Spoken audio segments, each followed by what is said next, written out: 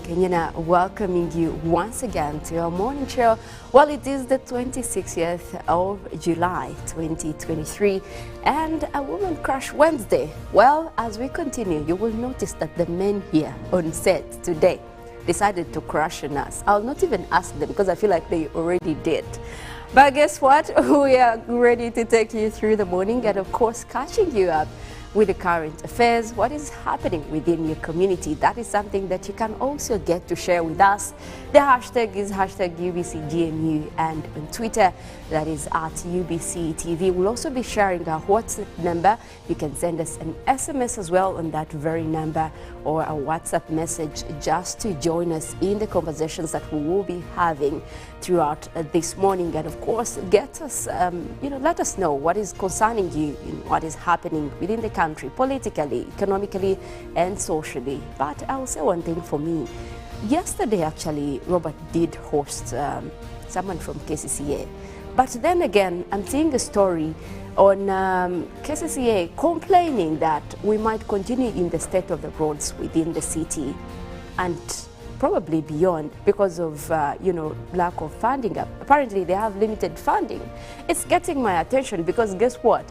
Isn't it the same authority that recently they gave a lot of funds to actually patch up whatever was happening, the pothole exhibition within Kampala? And guess what? A lot of roads still have potholes.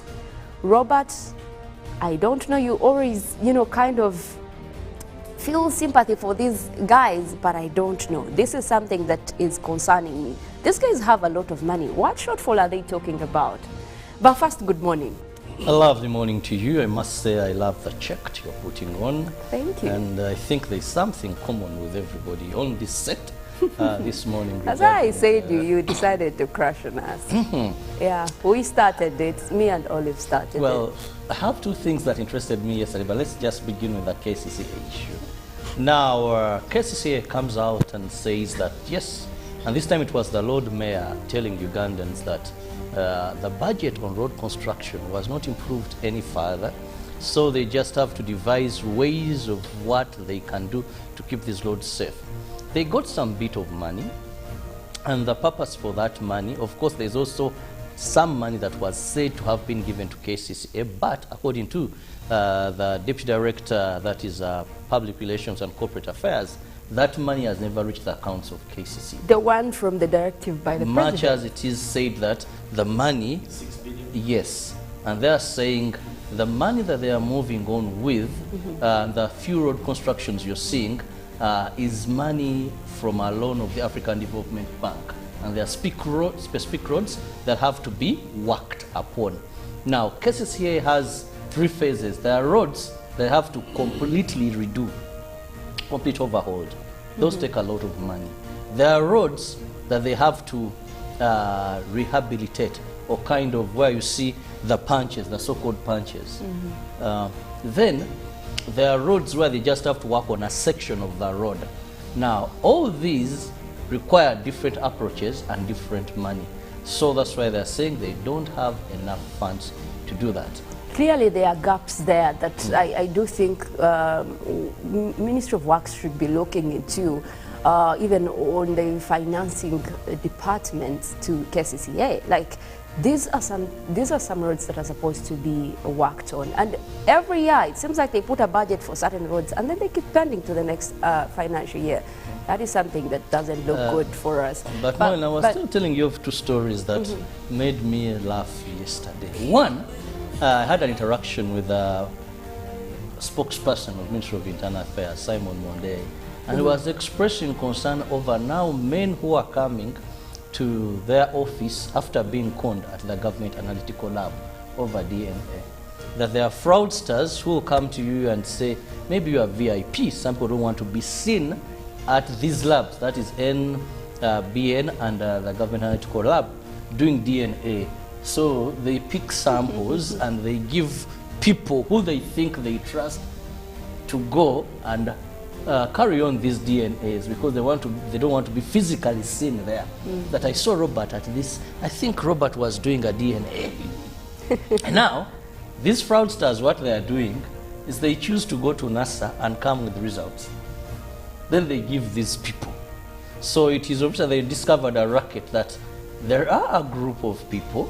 Now, if you talk about DNA, but I know someone who can help you, who can, you know, no, you don't need even to go. I know someone who can do it at a cheaper price. Yes. Usually the so price they end up conning these people. Then also, another interesting story, the third, comes in from the prison's PRO, that is Frank Baine. There are people who come to you and know that you have a relative who has been in prison for some time. Now they tell you that that relative of yours passed on, and you have to give some money to work on the body for you to be able to have the body and take it for burial. Now these also are fleecing Ugandans of money and taking off.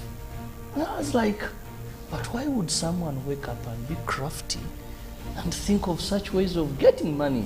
Well, Ugandans are always, I think, getting tactical with stuff like that. It doesn't look good. I don't know when we got there, but we are there. Olive, good morning. Good morning, Molen. Anything that is taking your attention? It probably shouldn't be about DNA. I don't know. I'm over that. But the thing about DNA, it is interesting that a man who wants to confirm DNA or paternity of his own child is also afraid to go to the lab himself. You see, police says that it is better to take the child physically and for you to be there yourself. Like there, at least you leave no room for doubt. But now you are employing third parties, and of course you're going to be because conned. they are doing it, they're not open about it. They don't want to take the kids for the labs. They don't want the mothers although they to want know. the results. Yeah. Police find you there. That's anything that.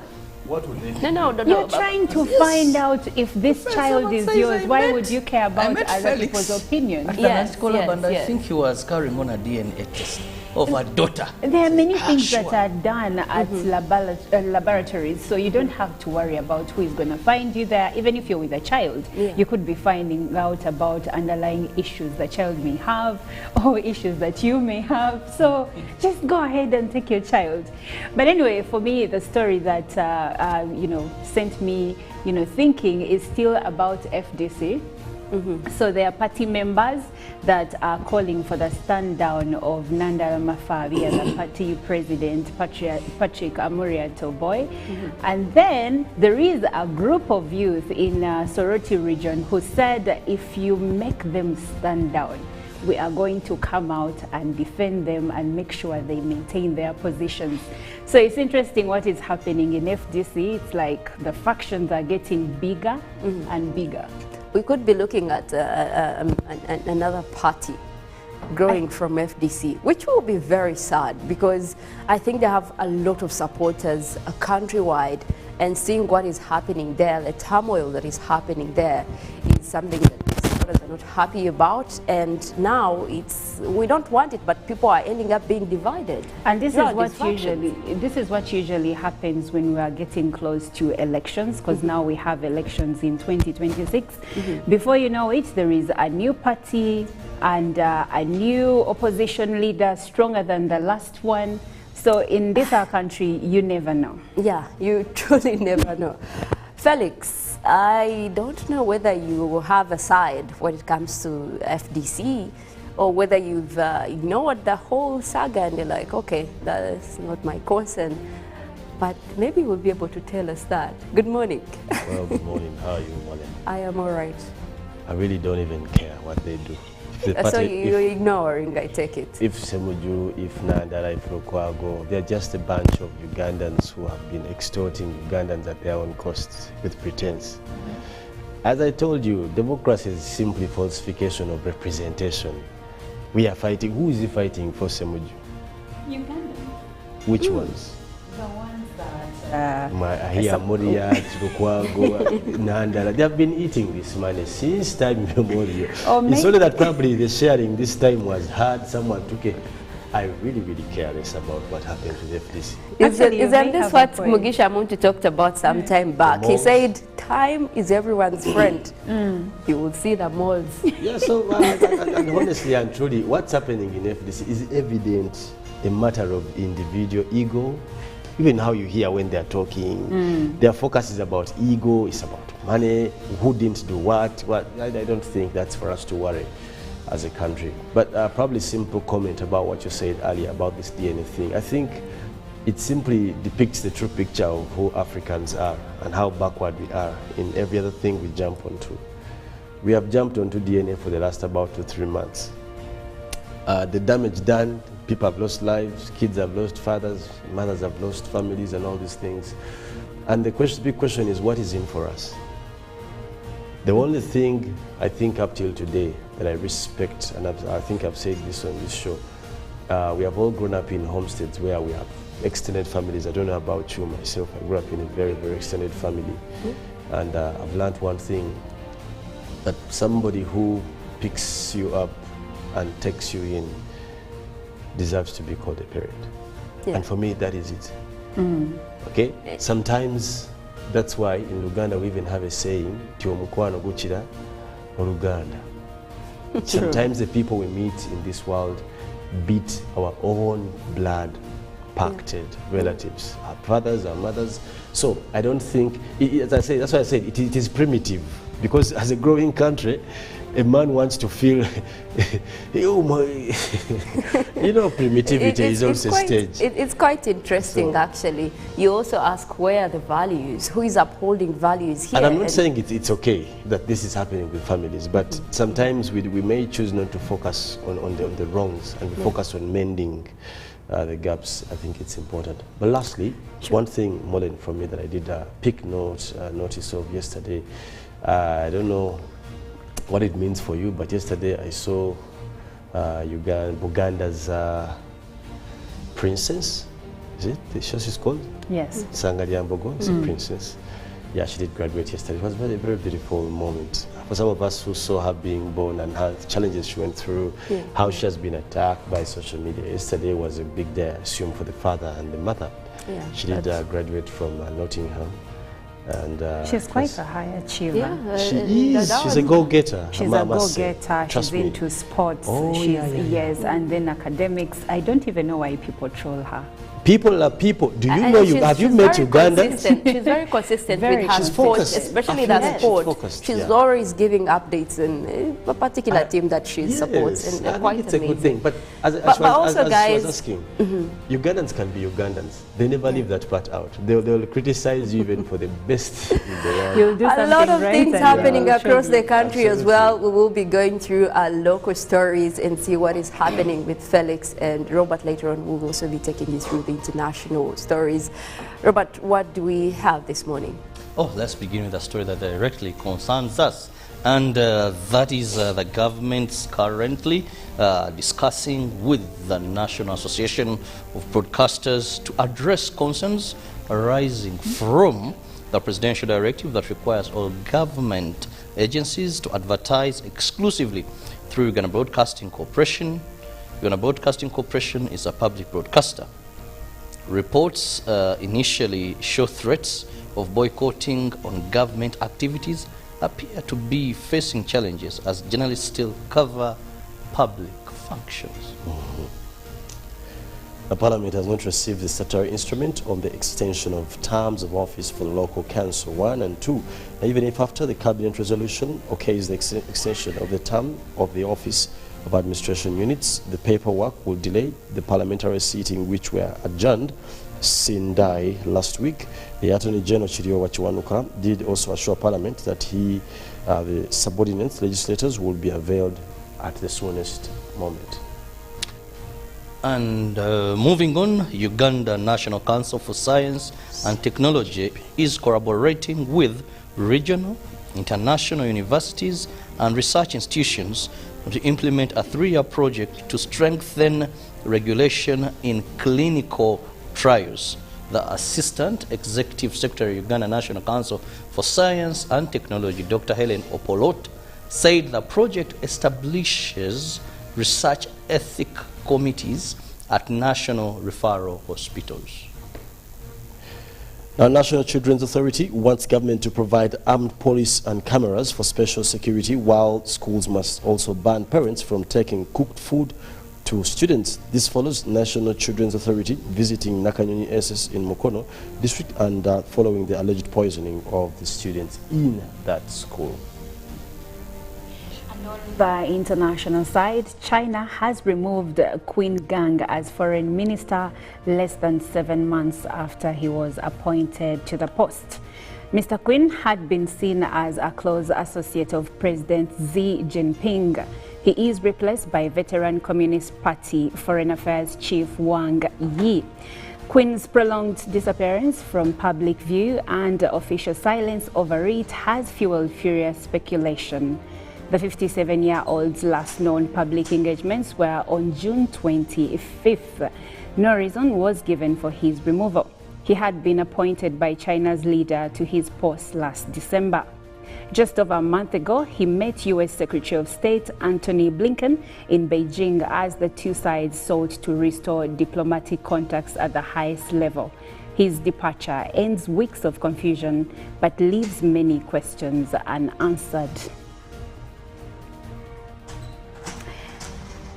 Elon Musk's aspirations for X, the social media site formerly known as Twitter, have hit a stumbling block in Indonesia after the site x.com was blocked under the country's curbs on online pornography and gambling.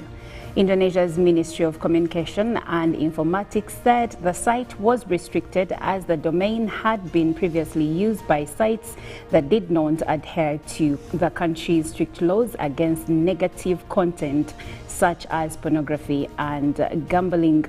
Usman Kansong, the Director General of Information and Public Communication at the ministry, said the government had been in contact with X to clarify the nature of the site.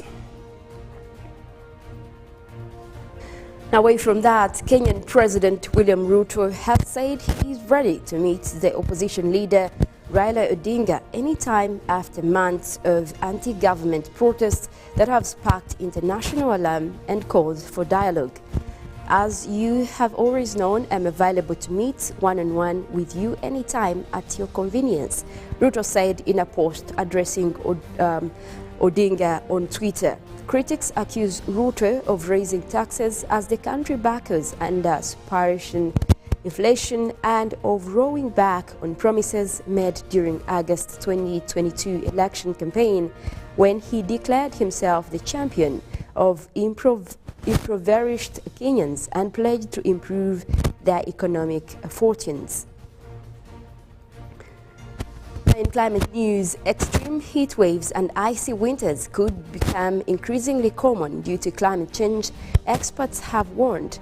Temperatures of up to 48 degrees Celsius have swept across Europe, sparking devastating wildfires in popular Greek tourist destinations. Researchers believe temperatures of over 40 degrees Celsius, seen for the first time in the UK last year, will become increasingly common unless greenhouse gas emissions are curtailed. World Weather Attributions, a group of scientists from the UK and the Netherlands, said heat waves will become more severe and frequent until we stop burning fossil fuels.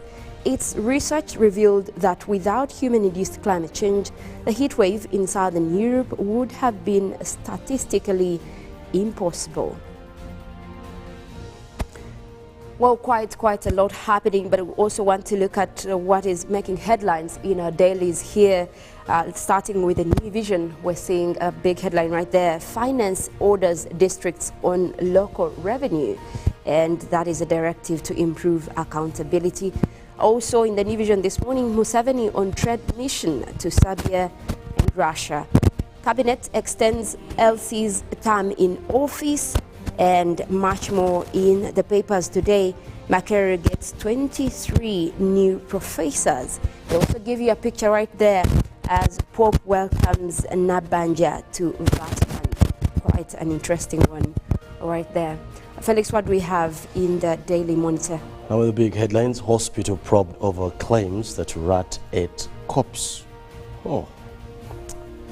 The government extends Elsie's time in office for 6 more months, and Prime Minister Nabanja meets Pope Francis, and prepare your child with the best BL questions, which is a pull-out. and also Nabuiso to basically listen to views from all leaders. And in the homes pull out, add a touch of green with tough grass to your home. Well, as the Prime Minister taps into the blessings from the Pope. Well, quite a good one. We will be going in for our inspirational song of the day this Wednesday. When we get back, we have a discussion that we also want you to be part of. For now, we go in for the break. When we get back, it's Good Morning Uganda Newsreel. Live from UBC Studios in Kampala. This is Good Morning Uganda.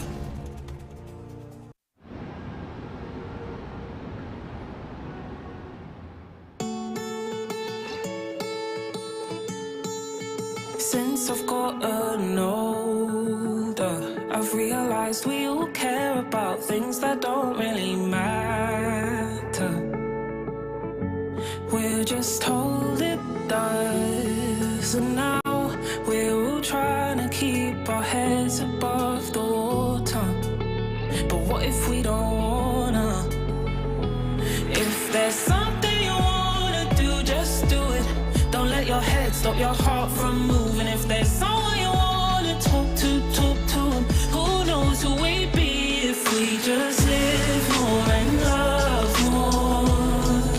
We all just need to live more and love. Yeah, on set today decided to crash on us. I'll not even ask them because I feel like they already did. But guess what? We are ready to take you through the morning and of course catching you up with the current affairs, what is happening within your community. That is something that you can also get to share with us. The hashtag is hashtag UBCGMU, and on Twitter, that is at UBCTV. We'll also be sharing our WhatsApp number.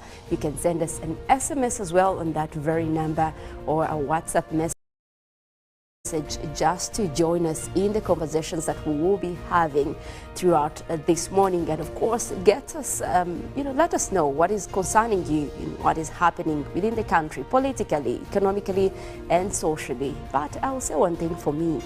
Yesterday actually Robert did host someone from KCCA, but then again I'm seeing a story on KCCA complaining that we might continue in the state of the roads within the city and probably beyond because of lack of funding. Apparently they have limited funding. It's getting my attention because guess what? Isn't it the same authority that recently they gave a lot of funds to actually patch up whatever was happening, the pothole exhibition within Kampala? And guess what? A lot of roads still have potholes. Robert, I don't know, you always, kind of feel sympathy for these guys, but I don't know. This is something that is concerning me. These guys have a lot of money. What shortfall are they talking about? But first, good morning. A lovely morning to you. I must say I love the check you're putting on. Thank you. And I think there's something common with everybody on this set this morning. As I said, you decided to crash on us. Yeah, we started it. Me and Olive started it. Well, I have two things that interested me yesterday, but let's just begin with the KCCA issue. Now, KCCA comes out and says that, yes, and this time it was the Lord Mayor telling... Yeah, it is real. I and a few friends together formed a circle, accessed money from the PDM, invested in a portrait project, and now things are moving. Joko, I thought I was one of your friends. You are. But you left me behind. I didn't leave you in poverty. What you do, just visit your LC2 chairperson and your parish chief and start the process of economic transformation. Just like that. Okay. The parish development model is an initiative from the government of Uganda through the Ministry of Local Government designed to transform all lives of Ugandans for the better. PDM, my parish, my development, my life. This is the University of Africa. On the streets, you get your real education. Here, everybody has a degree of something. But the most important qualification is imagination. His reason is to be the GOAT. The reason to imagine is to take the beat and make it lit. So no matter what your situation, just use your imagination.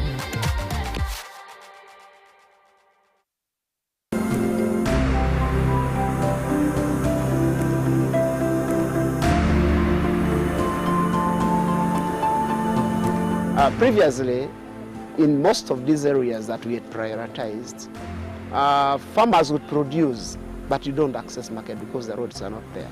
So you have the middlemen that would have access, and they persevere to go into those deep in the villages, and they buy with their own prices. They can go there and set prices for you, and yet you are the ones who have produced this food. But now this time with the market linkages, people can now access market, because we have bridges that were, streams that were bottlenecks to access by the farmers. It has constructed bridges, so farmers can now reach market.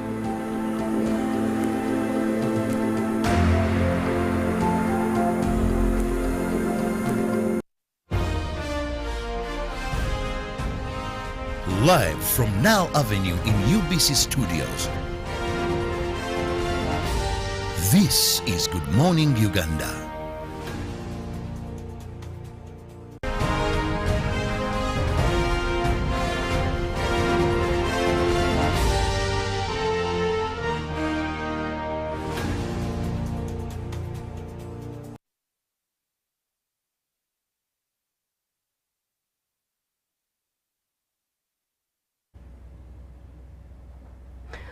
Well, it is Good Morning Uganda Newswheel. Thank you so much once again for joining us for this discussion. We're looking at the situation or the process that is being undertaken to repatriate the refugees that are known to be stuck at borders of that is Busia and other places. Now, the story is we did have some of these refugees actually leave the settlements in Uganda to Kenya in promise that maybe there would be better settlement there. But right now we know that the United Nations High Commission for Refugees and the Office of the Prime Minister have started the repatriation process for 470 Congolese and Burundian refugees for settlement. Now, the refugees had been stranded on in towns of Busia and Toro since last week, and right now they will be transported back into the settlements in Uganda. But also we want to look into the situation with our settlement areas here in Uganda. Over time, we know that Uganda has been put top on the list among the countries that actually have very, very good processes and resettlement processes for refugees. And at one point, we were recognized by the United Nations when it comes to taking care of refugees. But the numbers recently have also been increasing. You look at the turmoil across the East African community, especially the recent insurgencies in Democratic Republic of Congo that have also increased on the numbers of refugees, especially in the settlements within the southwestern part of Uganda. We also know that once they get settled in and, away from all that trauma, most of them try to seek for whether there is better out there. But again, Uganda has constantly assured all these countries that we actually can take care of these refugees and we have a good process. But to start off with, Robert, we're looking at some of these refugees that had taken a step to move out of Uganda, but here is the Office of the Prime Minister partnering with the UN Refugee Institution to make sure that we bring them back. Are we looking at adding more numbers to already what we have, or is it something that is going to be very swift for us to move indirectly? And by that, you can also talk about how we have, prepared ourselves in terms of resettlement of these refugees. Well, thank you, Maureen, and of course our viewers who are with us this lovely Wednesday morning. Now, when you talk about refugees, first and foremost, we must know that these are people who are running away from danger.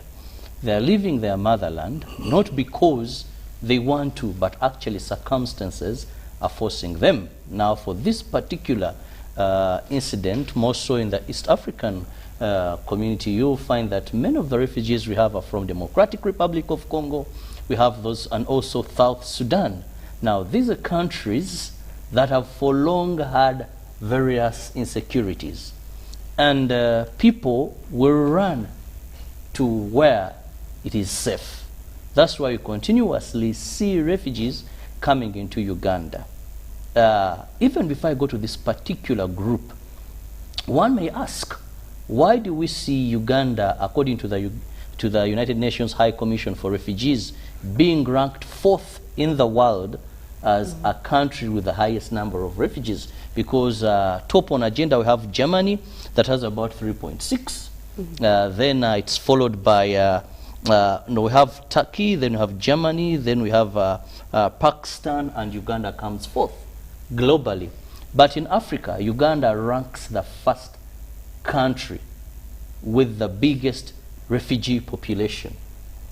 Now, the biggest question would be, why is Uganda the safe haven for many of these countries?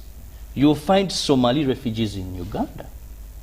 You'll find Rwandese refugees in Uganda, Congolese, South Sudanese, and many run to Uganda. One, away from the peace and stability that we've had, some will say absence of war that we've had as a country, in 2006, our government came up with what they call the Refugee Act of 2006. And later, we had the refugee policy. Now, United Nations High Commission for Refugees and various humanitarian bodies have praised Uganda for this wonderful policy and urged a number of countries to emulate our policy. So it's not only that we have peace in Uganda, but the fact that when a refugee comes to Uganda, the terms and conditions they have are not anywhere in the world. For example, in this policy, a refugee has freedom of movement. They have access to all social services that a Ugandan citizen has. They are entitled to own property. And if you go to a number of these refugee settlements, you'll find that when a refugee comes, there is even some piece of land that government gives them.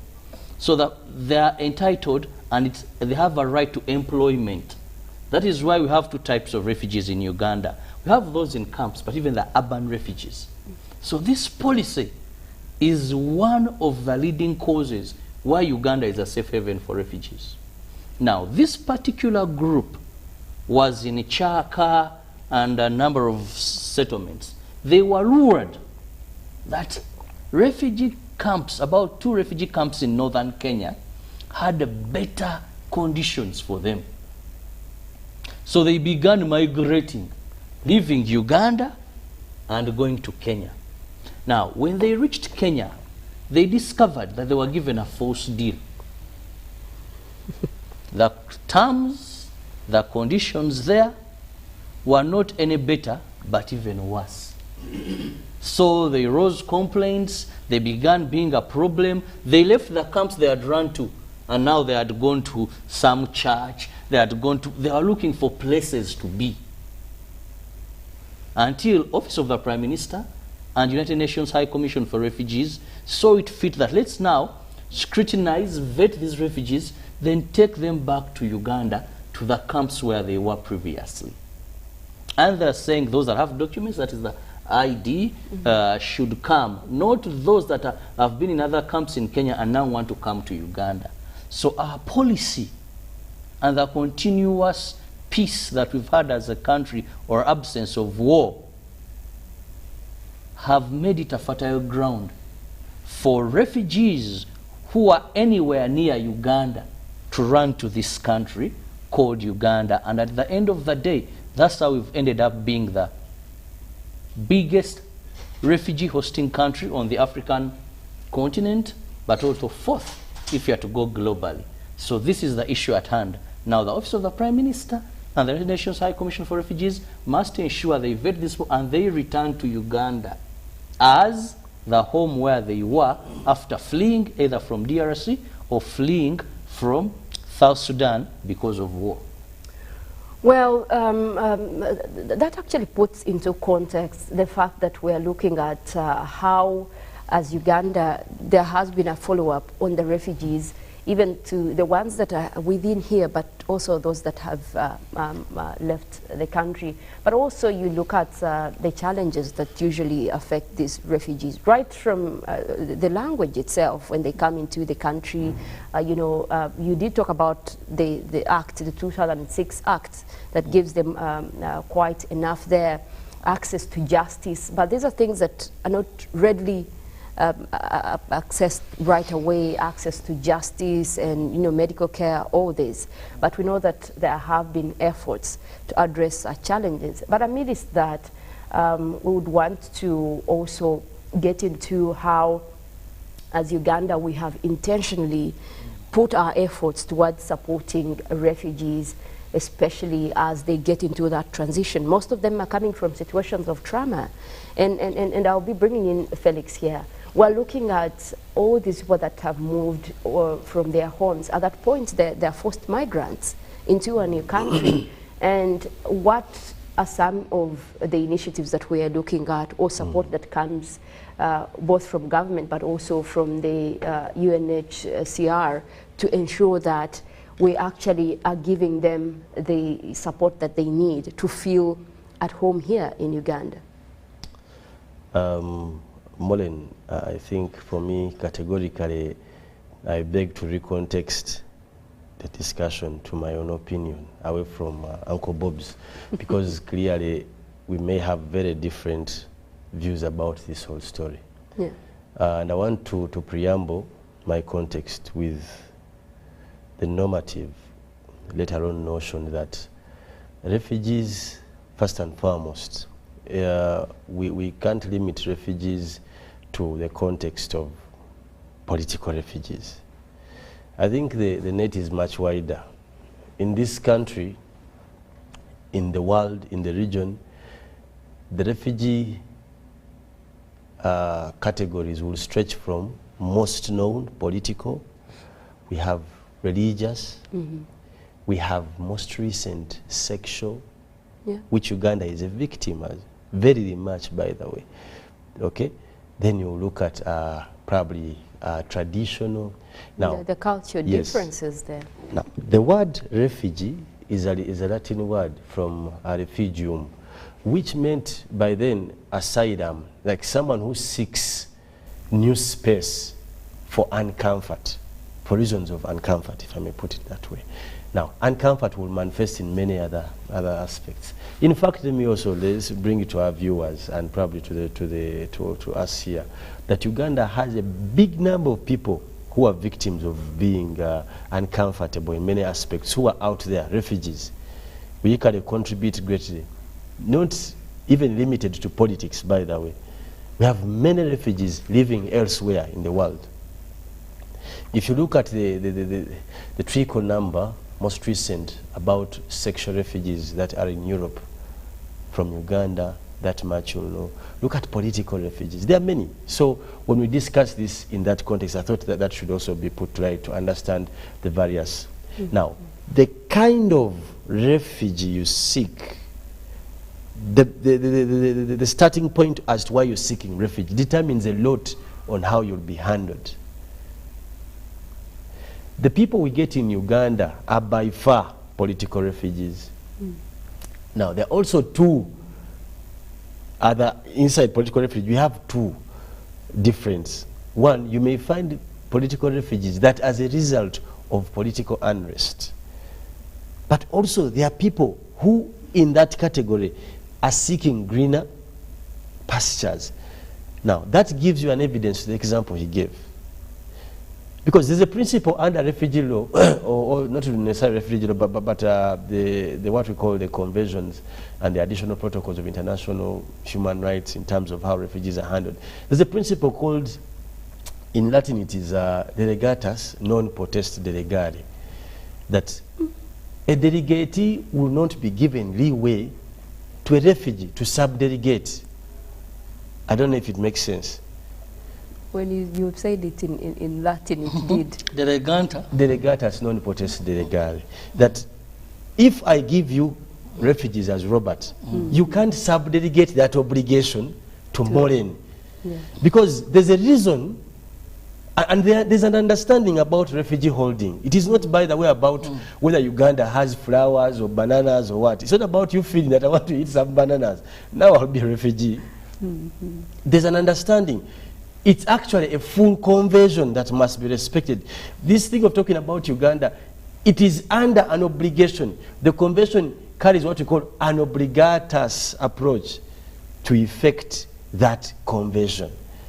Now, it is first and foremost even wrong that under their obligation as a host community, as a Rian community, that they let people go. That liberty is not for refugees, just so you know. A refugee's rights are limited by status of being a refugee. One's rights are limited. That's why many of the refugees are put in confinement, and actually that's the legal thing. Confinement may be periodic, as discussed by the convention. Now, what we see in our communities is illegal. In fact, I also want to categorically put it, they are not allowed to work unless they are given a special permit under the convention. Now, it could be, it happens in Uganda, but it is wrong. Refugee status is limited. It doesn't come with the right to work unless it is aided and let alone given that permit. Yes, to do the same. Now, which permit is also restrictive. For example, when you are a refugee, you are still being studied. That's why they give them, probably I think it's around 6 months, first 6 months. They put you in confinement to understand your reason. Because also, sometimes some refugee applications, refugees status is an application to get that status from a country. And you must go to the Ministry of Internal Affairs. There's a process. Now, what happens in Uganda is what we call loose approach to refugee policy. Someone gets into Uganda, they have never been in a refugee camp, they're never registered, but they're saying I'm a refugee. And they flew through Entebbe. That's why, and I want you to go, when you find these people, I'm not going to mention countries, you ask them tell them I'm bringing an officer from Internal Affairs if you have a work permit. Ask them for their visas or for their refugee status slip. What we see in Uganda is abuse of the policy. Now, let me put that aside. Now, the office of the Prime Minister is the cardinal holder of the mandate to take care of refugees. As in other countries, it is the Home Office. In this case, we use the Office of the Prime Minister, and of course, particularly look at the Office of the Disaster Preparedness and whatever. Now, their mandate must be conclusively raising to the expectation of the covenant. Not to have a situation where a refugee can question, not that they don't have right, they could, because there's an expectation. Okay? But this whole idea of saying that tugende kowali, maybe there is better, that is clearly a very sad situation that actually befits the purpose of why Uganda is called a safe haven. Third to that, let me say this. Uganda's appreciation of refugees is good for its own self. You know, I hope this comes out well. I'm trying to but it's important for its image against many other images. It is simply political play. But somewhere it has been referred country, to. we have put a lot of resources. It is a simple political play. Which resources? As well. Actually, you're getting, no, which ones? The government doesn't spend on refugees. That's not its mandate. There are people who have that mandate under the covenants they sign. They don't have an obligation. So what you're saying is that all these resources are provided through the UNHCR. They are supposed to be, unless there's a loophole, but they are supposed to be. And in fact, it would be wrong. The only thing we can pride on is hosting. But about facilitation, do you remember last time when the Honorable, I think, Onek, Larry Onek. Yes, and he was arguing that why don't you purchase food from Uganda, because there was a contradiction about the quality and what. And you get the, now, that is the evidence of the same. We don't spend, actually we earn fairly because we get some employment and quite a big employment, just so you know. So it's a win-win. But for me, I look at it the other way. In political science, there's a statement called Kremanche in Dimanche, that sometimes if Chirabo, I see you as a very angry man, you may want to make me also see you as an angry provider. So every evening you come with a kavera when you're passing my stall. If there are stones, if there are what, but the assumption is that you're taking something for you. But we know you in the village, you're very angry, so that we can touch the word provider to the angry man. Now, in my opinion, if I'm looking at the angle of political science, Uganda's demands is that it needs, you can say all these things about Uganda, but also say this. And how many times has the USA referred to it as a good partner in terms of refugee policy? So you can say democracy, it is undemocratic safe haven for refugees. What a statement. So who's the fool? Now the person saying that statement becomes a fool. I don't know if it makes sense for you. This is simple political science and politicking. But we enforce all these policies that are still put across by the convention that you're talking about. Other countries who don't enforce them, what happens? It's not an obligation, but it's something available for exploitation. Let me put it that way. Yes. There's a time US sent us also refugees from, I think, Iraq. If you remember when they were extracting their people, you remember? Was it Afghanistan? Something like Afghanistan, that. I think. So that is the other statement. It is a very undemocratic refugee safe haven. The person saying that will look stupid. So those are simply smart politicians that, as you are shouting about this, let me do this because this will counter. Uganda has been praised for being a ceasefire. So how do you say Uganda is not peaceful, but it's pacifying the other countries? So it's about, it's a home to over 1.5 million refugees. How do you make a statement? And these have been the arguments failing these politicians when they go to Londons and the Washingtons. They can't prove the latter because these refugee policies contradict their thought realities.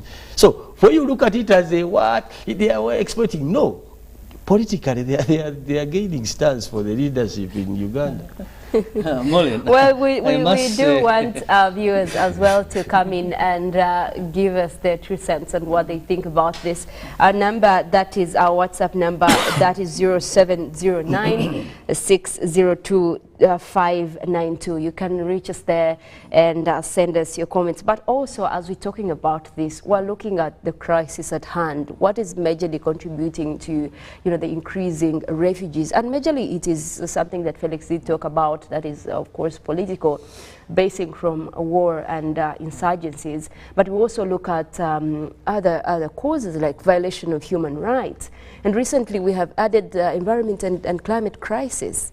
You look at areas that have been worst hit. Islands like, for example, Fiji, almost everyone is leaving that. That puts them in that category. Even here, we have areas that have been dealing with prolonged drought.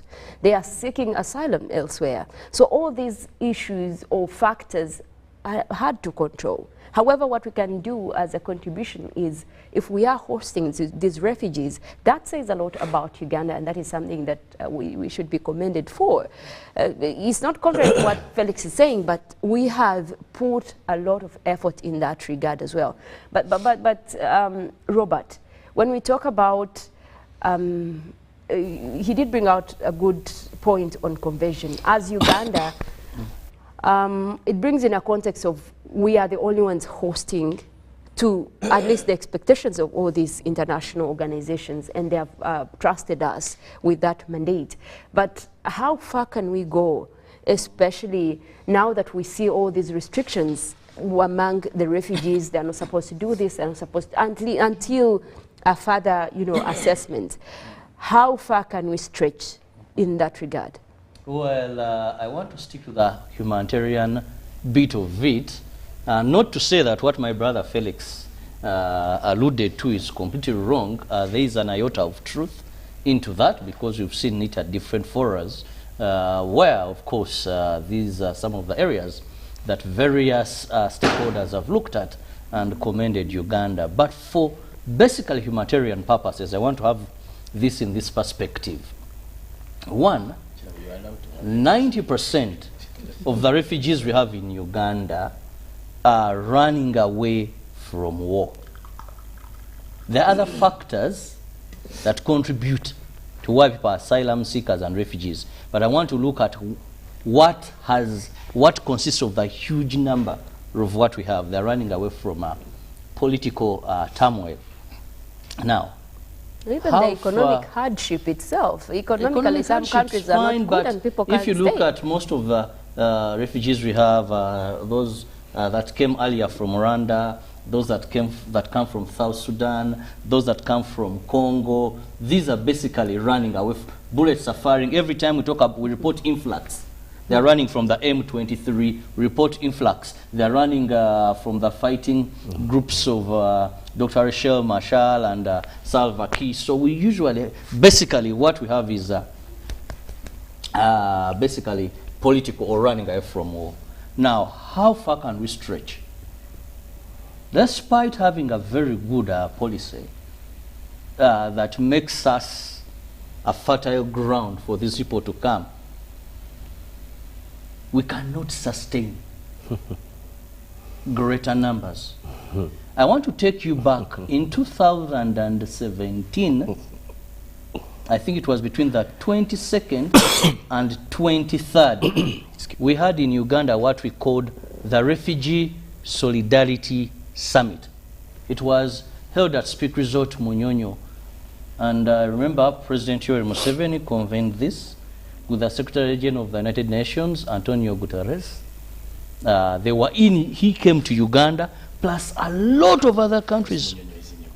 And donor partners came to this country. And they had pledged to collect and give Uganda, that was $2 billion to help on the plight of refugees and host communities. 2 billion. $2 billion. This is money to help. Under what arrangement? The arrangement, the main purpose was to collect this money because we have a huge burden of refugees.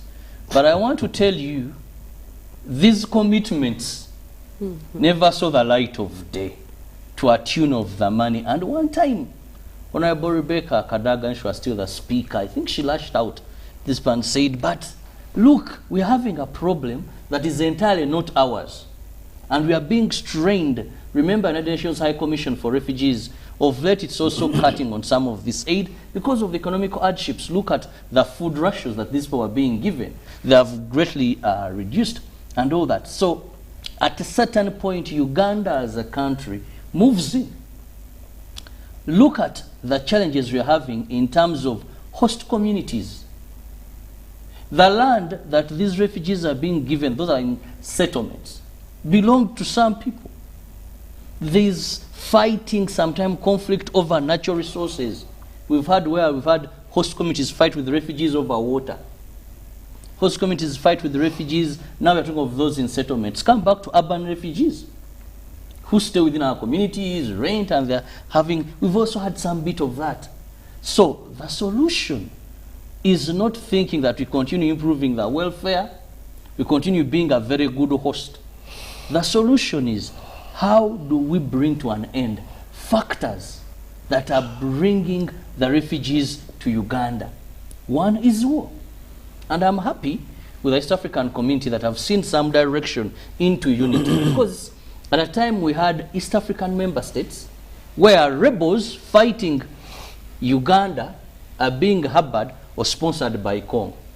Or fighting Uganda being harbored or sponsored by Rwanda. Fighting Rwanda, we had these one countries sponsoring, harboring rebels, having a safe haven in another country.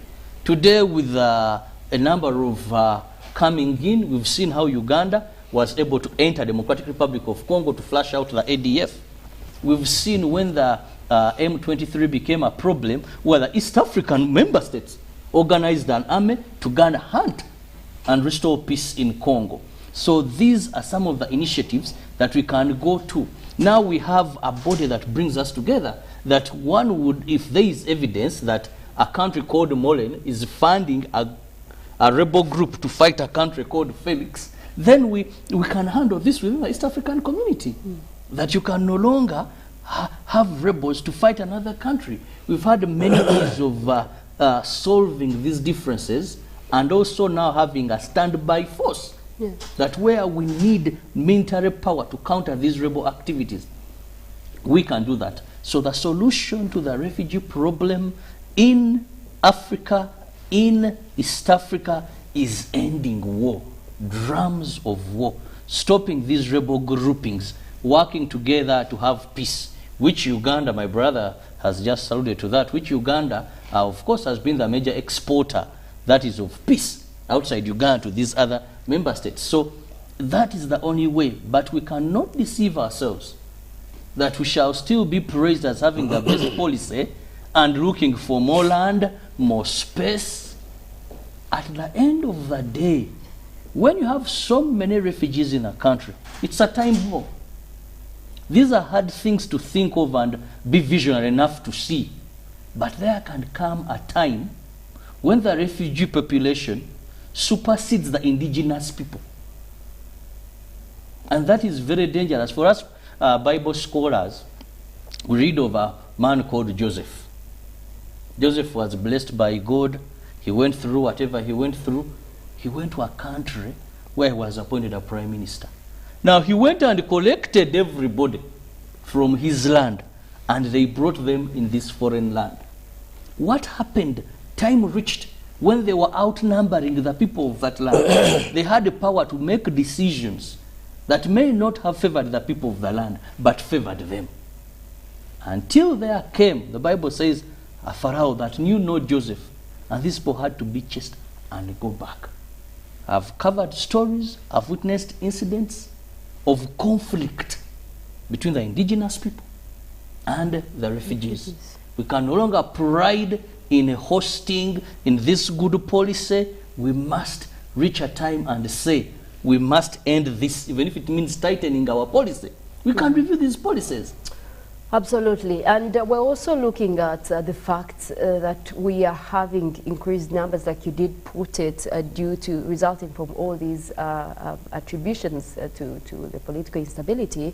We have also seen that Uganda has been continuously aiding in fighting against the same, making sure that we have a peaceful community in East Africa. And that is something that we can also very much pride in.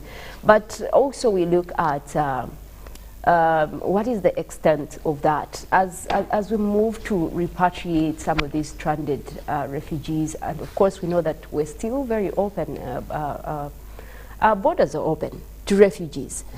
But is it time that we also put in a limit to that, to how many we can and I will quote probably what Felix said, that maybe we gain something from doing that, from hosting these refugees, but must we have a limit there? Maybe government may be gaining, but if you go to the local communities, the ordinary Ugandan in this area, the gain may not be very visible.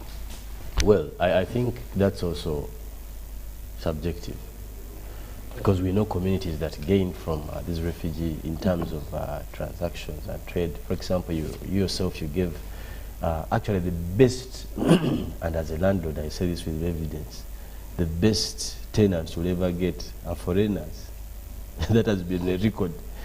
They pay in time, they pay extensive rent. So that's why I'm saying that's relative. You go, why do you think most recent people are only renting houses in the Chisenyis, Ruvaga, Mengo, to Somalians and Eritreans? They don't want you, because you don't pay. Ugandans have a culture. When you go to Kabalagala, most of these areas have been dominated. You want to live in... So I think that's relative. When you go in terms of... they have some financial ethics more than I think Ugandans. I think because some of them have background of Islam. So I don't think that's conclusively true for even those who live in our communities. They have their challenges, just like we all do. In fact, if you gave me to choose, sometimes you may end up choosing to stay with those people than actual Ugandans. The urban refugees. Yes, I'm telling you, with the kind of mannerism of some communities, you may prefer to stay with the people who own and mind their business. But that aside, I want to say this. Uganda's refugee policy, I think up till today, is not a choice it can simply make whether or not they are in. So we don't have a say on how much we can take in? At this point, as I've said, these are these are agreement-driven relationships. There's something in for us, and that's something I don't want us to pretend or pretend like it's not. There's something in for us. You think we are the most generous creatures in Africa?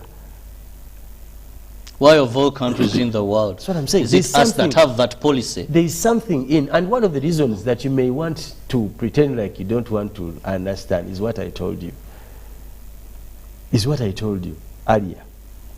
But secondly also, the truth of the matter is that there is no, the world has become global, that we must also appreciate humanitarianism.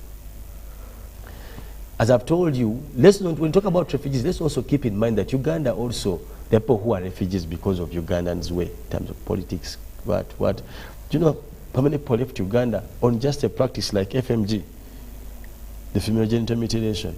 People had to seek asylum, very many. Do you know how many political asylum seekers we have in Europe? Like, I think it's a win-win. What Robert probably would say, and I would accept, is the fact that the numbers could differ. The influx on our side is quite high. And I think the mismanagement, sometimes from our side, is what brings about most of these cases we see. Because most recent, you know the kind of corruption we have had from that office in relation to management of some of these funds. You know. Okay? But between you and me, how many NGOs have been brought in Uganda in just matters of refugees and employing Ugandans? There's something for us to take. We can't be dismissive conclusively about refugees. But what do we live for? You see, it is hard, as I've told you, at this moment, Uganda to shift from that position stands probably a lot to lose than what to gain when they chase them. That is something quite philosophical, but if you look in depth, not all Ugandans may benefit. That's the sad irony about this. But there are those particular ones who heftily benefit from the refugee influx in Uganda. How many people's land has been bought? People who supply food, all these things. So there's some benefit. Not that we are happy, because refugee status, asylum seeking, is not a status you would wish for anyone. But also you never know when it comes. You never know. People in Eritrea, Ethiopia have been at it, the Tigray, for how many years? But these were the most peaceful areas in Africa. They're the first, actually these are the first regions in democracy, exposure to democracy. And civilization. But what's happening? Whoever imagined that people in Libya would be refugees? Congo, one of the, actually not the richest country in the world, one of the richest. With all these, so we never know when you are a candidate of being a refugee. And we may own the space, we don't own the dominion. It is our duty as human nature, as human species, to provide a hand when we are able. However, we must be critical when, how, where, and when to stop. That's where I concur with Robert here.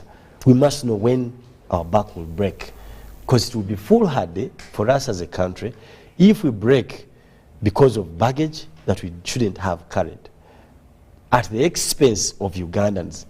I can tell you that many refugees in this country live better than a normal Ugandan. It's a sad reality. Because they are assured of a good meal, in the sense of they are assured of food, they are assured of not the best shelter, but shelter. The support and is some there. of them are, yes. So we need to look into the contextual pretext, the text, and of course trying to evaluate this. But lastly, in just one word, if refugee situation is handled well, it has no problem. That's what I can say. But Absolutely. It's being mishandled. And we also do have views here coming in. Someone else is also saying the same. The Ugandans are benefiting from these refugees in terms of rent. And someone else here did come in to thank UBC and the GMU team for always being patriotic in the way we bring out these topics, and he says refugees actually in Uganda are like royals. Sometimes you just have to ensure they are fine. Well, we will be leaving it at that, but we do still have more that will be coming through for this morning. We will be looking at traffic, weather, and later on we also have another discussion with Good Morning Uganda agenda. We take a short break. When we get back, we're talking traffic.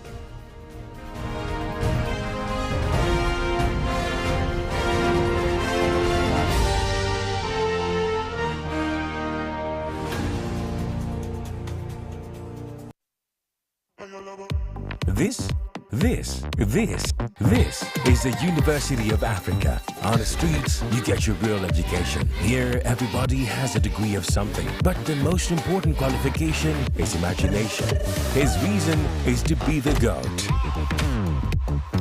The reason to imagine is to take the beat and make it lit. So no matter what your situation, just use your imagination.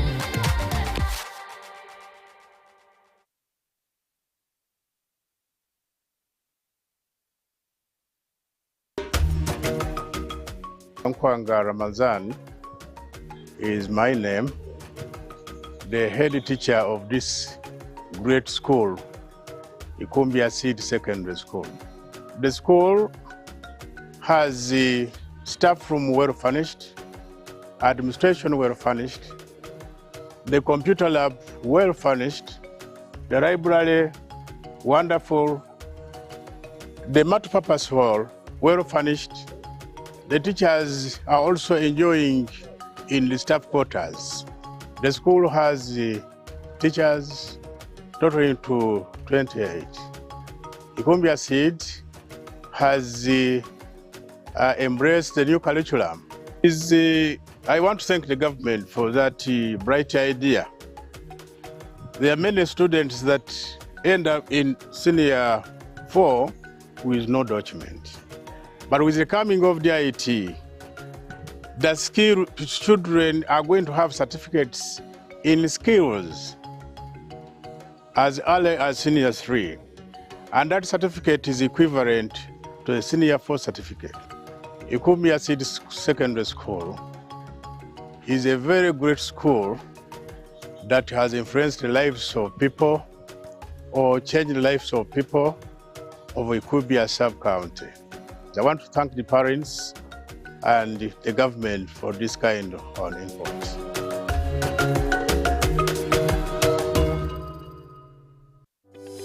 These days, our homes are no longer just the places we live. It's where we attend meetings, go to class, keep each other safe, and entertain ourselves. To do this smoothly, you need a reliable internet connection. Buy the MTN WakaNet router, which connects up to 32 devices and gets a free 40 GB data bundle at only 149,000 shillings. Or buy the MTN WakaNet MiFi at only 75,000 shillings and enjoy a free 15 GB bundle to stream, study, work, and play on the go. Visit any MTN service center to buy the MTN WakaNet router or MiFi and enjoy the internet that does amazing things.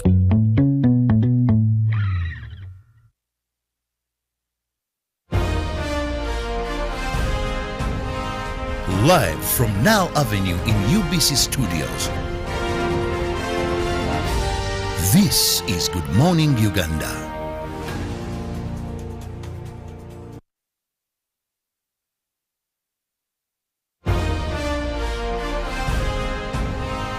Live from Now Avenue in UBC Studios. This is Good Morning Uganda.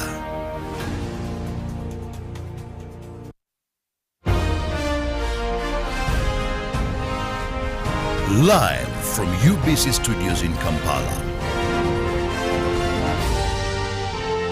This is Good Morning Uganda.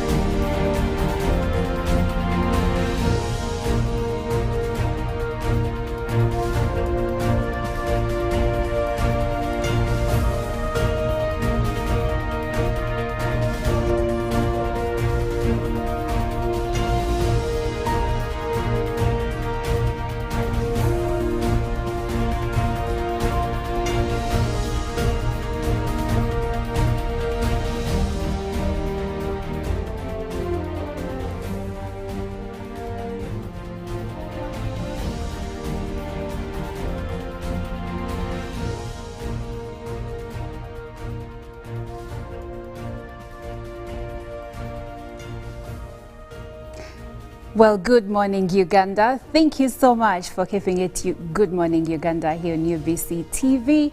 My name is Olive Monica Najuma, and I would like to walk you through the traffic updates for this morning. So if you're coming from the areas of Luzira and Chitintali, I would like us to pick it up from Chitintali Central Market, and yeah, it doesn't look good over there. There is a traffic buildup. We see those orange lines around the market area. It shows that there are different roads joining Chitintali town and getting onto Port Bell Road to head into the main business, central business district. So as you go along Port Bell Road, the traffic lets up a bit, but then up ahead around Shell Bugolobi, you're going to find traffic jam. You're going to find orange lines showing that there is a build-up around there, and then it gets even more. The build-up gets more because of the road that comes from Chinawataka around Gaz Silver Springs. There is a huge traffic hold up there. You might spend about 25 to 30 minutes of waiting around Silver Springs Hotel in Bugolobi. And then of course at the intersection around Salama Springs, you're going to still find a build-up, and then there is heavy traffic at the T-junction as you join Bugolobi, and of course as you go to Nakawa, so it depends on where you're going. After the junction, it should be okay if you're going Nakawa side, but if you're following Port Bell Road, you're still going to find some traffic around Shell Bugolobi, and then it will let up a bit, then it will clear a bit, so there you should be able to move freely. But then as you get to the intersection that connects you to the main Jinja Highway, you're going to find some bit of traffic, but then it lets up, so you should be able to move into along the Jinja Road Highway into the main business district. There is some bit of traffic at the Nakawa traffic lights, but then it lets up a bit. But then if you're going to town, you will find traffic right before the Jinja Road roundabout. And if you're going Nakawa side, there is still some traffic along the forest, along the Lugogo bypass. So as you join and even as you try to leave that route, you're going to find some traffic, but I think it's because of the traffic lights around there. Now, as you continue to Jinja Road Highway, it is very clear, so you will be able to move very fast into the main business district. Yes. That's it for our traffic updates this morning. Marlene, what do you have for us in weather?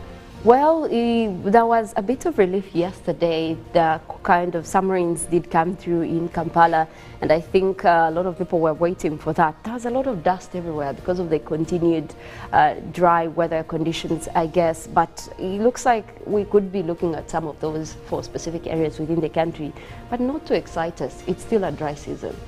That's all I can say. And you told us to be aware of what did you call those rains? The isolated showers. Yes. Those usually just come in like, a few times, and they would hit one area just a few meters away. Mm-hmm. You can't actually find any rains, and you would be wondering whether you're still getting the same forecast. But it is what it is. Well, we'll also be looking at what is happening globally as we talk about dry weather. It's getting to be extreme. But first, we're looking at what is happening over the country this morning. We'll be tapping in from our satellites and showing the cloudy situation over the country. We did start off with more build-up across the southwestern part of the country, but looks like that is paving way for mostly intervals of sunny and cloudy conditions across the area. We also are looking out for a system that is forming up that is over the central part of Lake Victoria. Now the expectation is this is going to bring in rains across the Lake Victoria basin that takes in parts of Kampala, across areas of Wakiso and Entebbe. We could be looking at a few of those showers as well come through as we talk about this morning. We also do see cloudy weather starting to build up already across the islands of Lake Victoria, and that is the one making its way also to parts of Jinja. We're looking at a cloudy one even right now as we speak. That is likely to also bring in a few showers this morning across the eastern parts of Lake Victoria. Otherwise, a few clouds as well building up for Mbale, that is areas of the Elgon region. We're also looking at much more of northern Uganda, starting off with mostly cloudy weather. Much of that is also expected to be bringing in rains. Well, tapping into that huge system that is already developing south of Sudan, and looks like that is moving southwards. So that will be bringing in rains as well, especially towards the central parts of northern Uganda.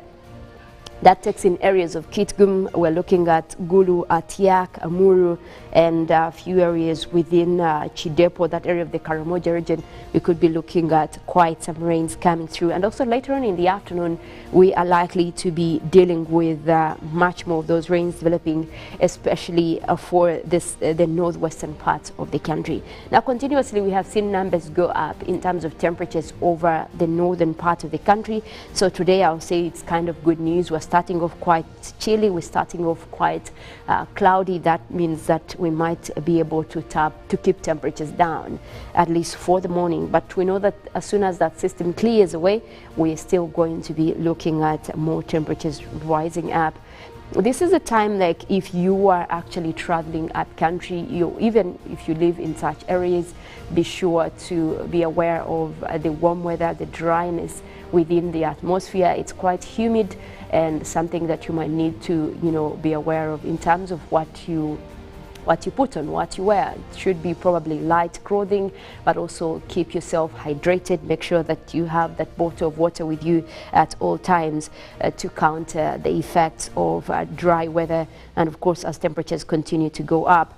But while we're at it, while we're talking about temperatures going up, we are still continuing to see reports from all over the world, especially for parts of Europe, Asia, about the heat waves that are still going on across most countries, and these have triggered wildfires. And just this morning we also did get news that in Croatia yet again another wildfire has broke, also prompting evacuations across many places, and hundreds of millions of people from the US, Europe and Asia have also been hit by severe heat. And of course this is also adding to the extreme weather events that have been related to climate change. And of course, as we talk about the warnings that were also issued, that is this report just came out a few minutes ago on that is across the Guardian, but also from the Reuters news agency, looking at so far what is being covered, especially for Croatia. And we're also looking at other areas that have been taken in by the wildfires in France as well. Nearly 100 firefighters were using helicopters to contain a fire that just broke out in the Vilaine-Loubet, close to the Nice International Airport, according to officials. That was also yesterday as we got into evening.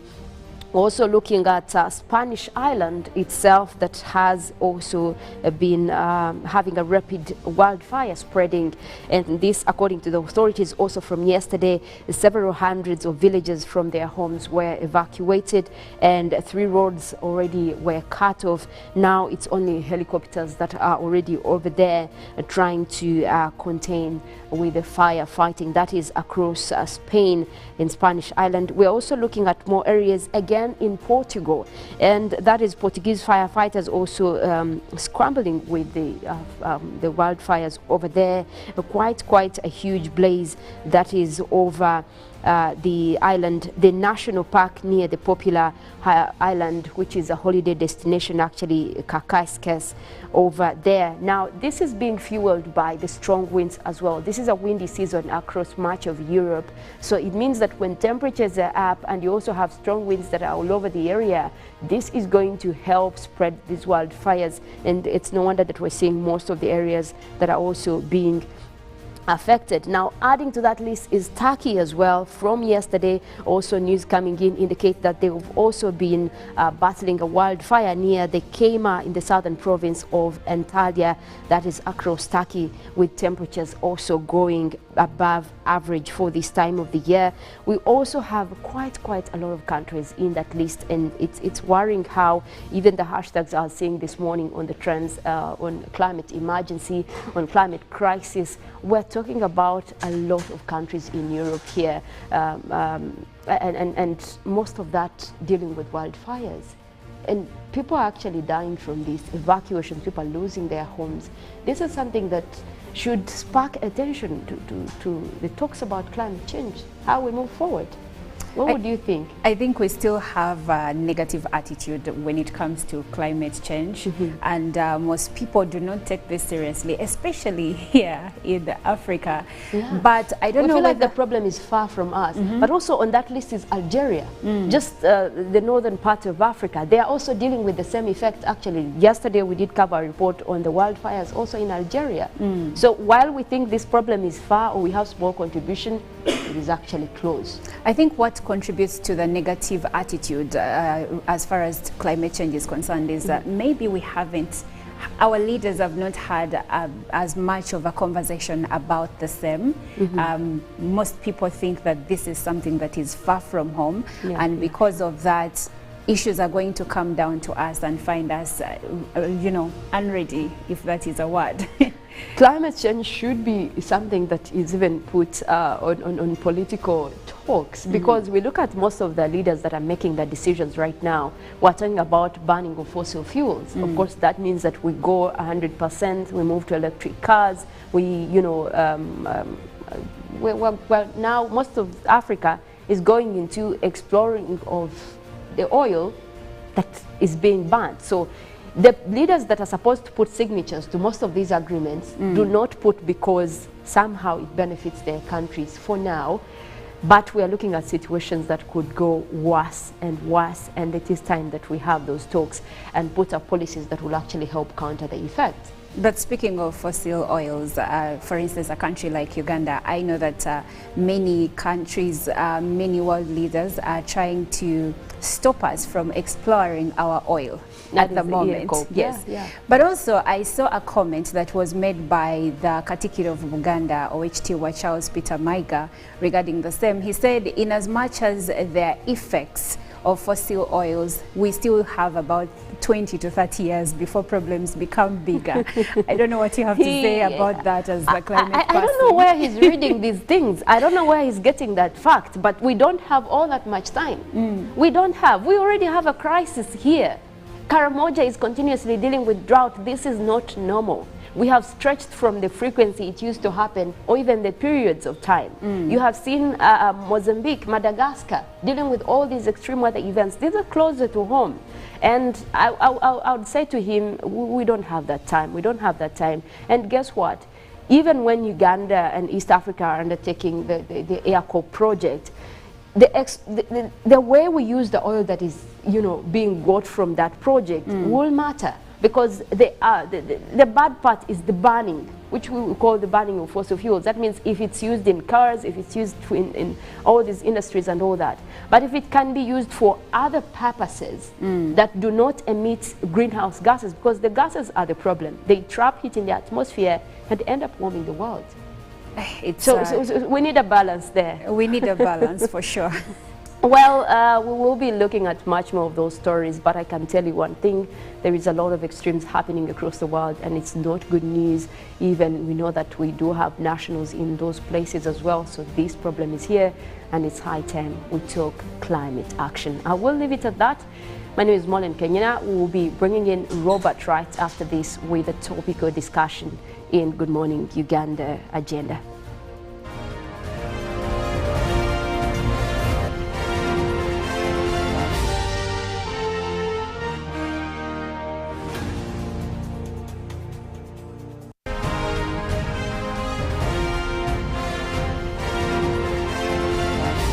This is Good Morning Uganda.